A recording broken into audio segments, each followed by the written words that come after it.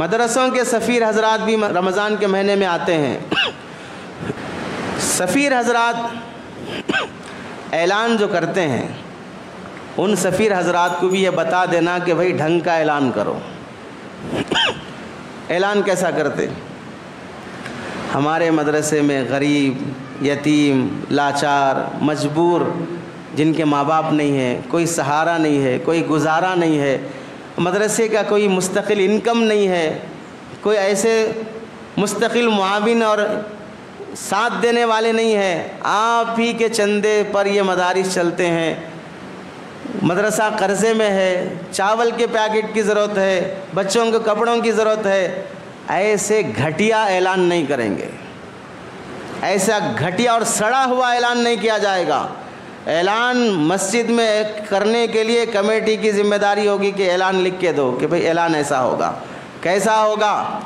مدرسے دین کے قلعے ہیں، یہاں حفاظ علماء بنتے ہیں، قرآن کی حفاظت، حدیث کی حفاظت، دین اسلام کی حفاظت یہاں کی جاتی ہے۔ پورے سماج کو اگر پاور ملتا ہے دین اور اسلام کا تو مدارس سے ملتا ہے۔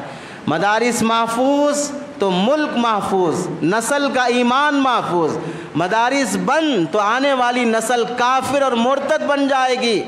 اپنے نسل کے ایمان کی حفاظت کے لیے، اپنی نجات اور آخرت کے لیے ان دینی قلعوں کی حفاظت کرنا چاہتے ہو تو پھر ان کے معاون بنو، ان کا تعاون کرتے جاؤ، اور اسی تعاون کی اپیل لے کر ہم آئے ہیں، جاتے ہوئے تعاون کرتے جائیں۔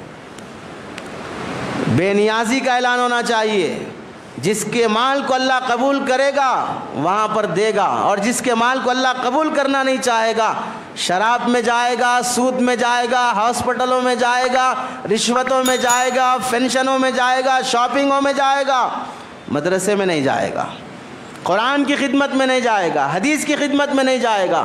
بھاڑ میں جائے ایسے لوگوں کا مال جو اپنا مال دے کر احسان جتانا چاہتے ہوں، جو مال دے کر احسان مند بننا چاہتے ہیں، انہی کے پیسے سے اللہ تعالیٰ برکت عطا کریں گے۔ تو اعلان ڈھنگ کا ہونا چاہیے۔